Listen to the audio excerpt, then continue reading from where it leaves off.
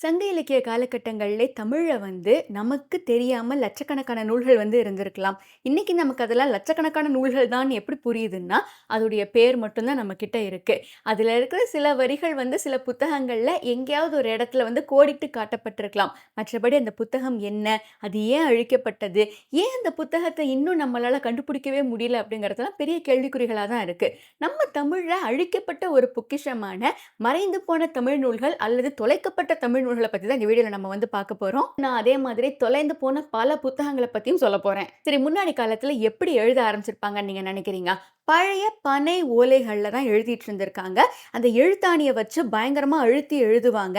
சில சமயங்கள்ல அது மேல மையிட்டு தீட்டுறதும் உண்டு. அந்த எழுத்துக்கள் நல்லா ப்ராமினென்ட்டா தெரியணும் அப்படிங்கிறதுக்காக. சரி, எழுதி முடிச்சிட்டோம். இப்ப இதுல 4 வகையான சிக்கல்கள் இருக்கு. ஒருவேளை இந்த ஓலைச்சுவடிய வச்சிருக்க இடம் ஈரப்பதமா இருந்ததுன்னா அதுல ஃபங்கஸ் வந்துரும்.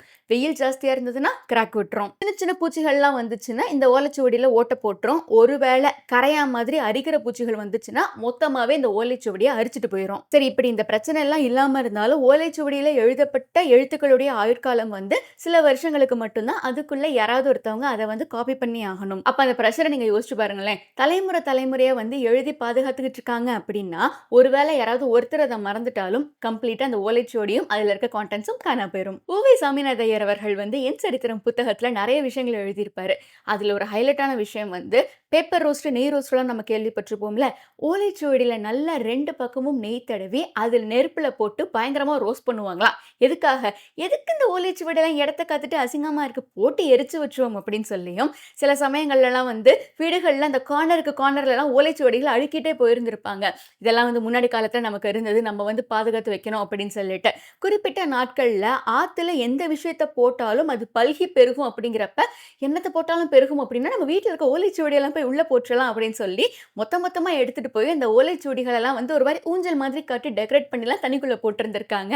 இதுக்கு அறியாமை தான் காரணம். யாரும் தெரிஞ்சதை தூக்கி போட போறது இல்ல அப்படின்னு நம்ம சொன்னாலும் அந்த விஷயங்கள் அழிஞ்சு போயிருச்சு அப்படிங்கறது ஒரு கசப்பான உண்மை. அடுத்தது அந்த புத்தகங்களுக்கு பெரிய எதிரியா இருந்தது டைம், அதாவது காலம் அப்படிங்கிறது. நான் முன்னாடி சொன்னேன்ல, ஜெனரேஷனா காப்பி பண்ணிட்டே வருவாங்க அப்படின்னு சொல்லிட்டு. ஒருவேளை அந்த ஜெனரேஷன் ஆஃப் பீப்புள் இருக்கிற இடத்துல இருந்த கிங்டம் மொத்தமா கொலாப்ஸ் ஆயிருச்சுன்னா, அந்த இடத்துல ஏதோ ஒரு இயற்கை சேதம் ஏற்பட்டுருச்சுன்னா, இல்ல அதை எழுதினவரே இறந்து போயிட்டாரு, அவர் அதை எங்க வச்சாருன்னு யாருக்குமே தெரியாம போயிருச்சுன்னா, கம்ப்ளீட்டா அந்த செட் ஆஃப் புத்தகங்கள் அப்படியே வீணா போயிடும். எப்படி பார்த்தாலும் ஒரு புத்தகம் உடனடியாலாம் அப்படியெல்லாம் டிஸப்பியர் ஆயிடாது. அது பயங்கர காலம் இருந்து நம்ம மனசுலலாம் அதோடைய வரிகள்லாம் நின்று, அதுக்கப்புறம் ஒரு காலகட்டத்துக்கு அப்புறம் அதை காப்பாற்ற யாருமே இல்லை அப்படிங்கிறப்ப தான் அது மொத்தமாவே மறைஞ்சு போகும். அடுத்ததான் மதம் சார்ந்த பிரச்சனைகள். அதாவது இப்ப சிலப்பதிகாரம், மணிமேகலை எல்லாம் இன்னைக்கு வரைக்கும் காப்பாற்றப்பட்டதுக்கான காரணம் அதுல சொல்லப்பட்ட மத கருத்துக்களையும் தாண்டி இருந்த அந்த செழுமையான இலக்கியம் தான் அப்படின்றது காரணமாக சுட்டப்பட்டிருக்கு. அதே காலகட்டத்தில் புத்த ஜெயின பிரின்சிபல்ஸை வலியுறுத்தின புத்தகங்கள்லாம் அப்படியே காணா போயிருந்திருக்கு. ஏன்னா எங்களுக்கு அந்த மதத்தை பிடிக்கல, எங்க மதத்தை அழிச்சிட்டு ஒரு புது மதம் வரப்போகுது அப்படிங்கிறப்ப அந்த மதத்தின் பால் எழுதப்பட்ட புத்தகம் எதுவாக இருந்தாலும் அதை அப்படியே தான் வச்சிருந்திருக்காங்க. இதுக்கான சிறந்த உதாரணங்களை நம்ம வளையாபதி, குண்டலகேசி இதெல்லாம் சொல்லலாம். பழைய காலகட்டத்தில எல்லாம் புத்தகங்களை எங்க சேமிச்சு வைப்பாங்கன்னா நூலகங்கள்ல வைப்பாங்க. அரசர்களோட அரசவையில ஒரு குறிப்பிட்ட இடம் அதுக்காகவே ஒதுக்கப்பட்டு இந்த ஓலைச்சுவடிகளையும் அந்த காலகட்டத்தில் இருந்த சில செப்பேடுகளையும் பாதுகாத்துட்டு தான் இருந்திருக்காங்க.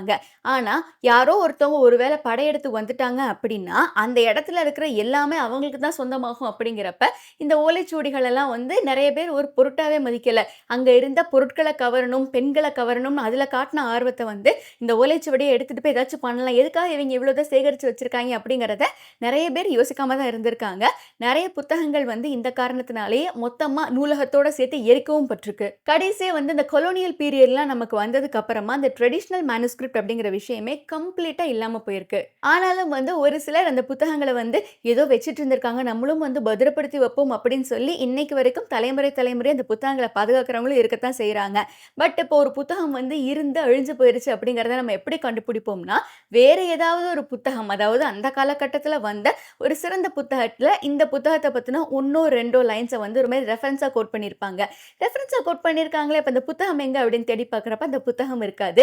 அவங்க ஏதோ ஒரு காலகட்டத்துல படிச்ச அந்த வரியும், சொல்லப்பட்ட அந்த பொருளும் மட்டும் தான் நினைவுல இருக்கும். என்னென்ன புத்தகங்கள்லாம் அப்படி காணாம போயிருக்கு அப்படின்னு சொல்றப்ப, ஆயிரக்கணக்கான புத்தகங்களுடைய பேர் மட்டுமே நமக்கு கிடைச்சிருக்கு. தொல்காப்பியம் மாரியே பல்காப்பியம்னு ஒண்ணு இருந்திருக்கு. அந்த பல்காப்பியத்துக்கு ஒரு உரைநடை வெர்ஷனும் இருந்திருக்கு. சிலப்பதிகாரத்துல ஓவிய நூல் அப்படிங்கிற ஒரு புத்தகம் வந்து சொல்லப்பட்டிருக்கு. அந்த ஓவிய நூல்ல வந்து நிற்றல், இருத்தல், கிடத்தல், இயங்குதல் அப்படிங்கிற மாரி விகப்பரங்கள் எல்லாம் சொல்லியிருந்திருக்காங்க. பட் அந்த புத்தகம் நமக்கு வந்து கிடைக்கல. சிலப்பதிகாரத்துல அதோடைய ஒரு ரெஃபரன்ஸ் தான் கிடைச்சிருக்கு. அகப்பொருள் பற்றிய நூல்கள் அப்படின்னு பார்க்கிறப்ப அசதி கோவை, அண்ணாமலை கோவை, அரையர் கோவை, அறம் வளர்த்த கோவை, இன்னா நாற்பது இனியவை 40 மாதிரியே குண 40, தமிழ் முத்தரையர் கோவை, நாலாயிர கோவை, நந்திக்கோவை, புறப்பொருள்ல வந்து நமக்கு தெரியாத பல பரணிகள், அதாவது கூடல் சங்கமத்து பரணி, தென்றமிழ் தெய்வ பரணி, கொப்பத்து பரணி, இந்த மாதிரி புத்தகங்களும் இருந்திருக்கு. காவியத்தை வச்சு பார்க்கிறப்போ நமக்கு தெரியாத வேறு வெர்ஷன்ஸ் ஆஃப் ராமாயணம் எல்லாம் இருக்குன்னு சொல்லுவாங்க. அதே நம்ம தமிழ்நாட்டிலே வந்து ராமாயண கதையை வந்து நல்லா ட்வீட் பண்ணி பல்வேறு விதமான ராமாயணங்களை கொண்டுட்டு வந்திருக்காங்க. இந்த ஜெயின ராமாயணம் அப்படின்லாம் சொல்லுவாங்க இல்லைங்களா, அதே மாதிரி நம்ம தமிழையும் வந்து அந்த கதாபாத்திரங்களை மட்டும் எடுத்துக்கிட்டு இவங்க அந்த கதையில வந்து வேறு சில வேல்யூஸ் எல்லாம் சேர்த்து ஒரு மாதிரி கம்ப்ளீட்லி டிஃப்ரெண்டாக கொண்டுட்டு வந்திருக்காங்க.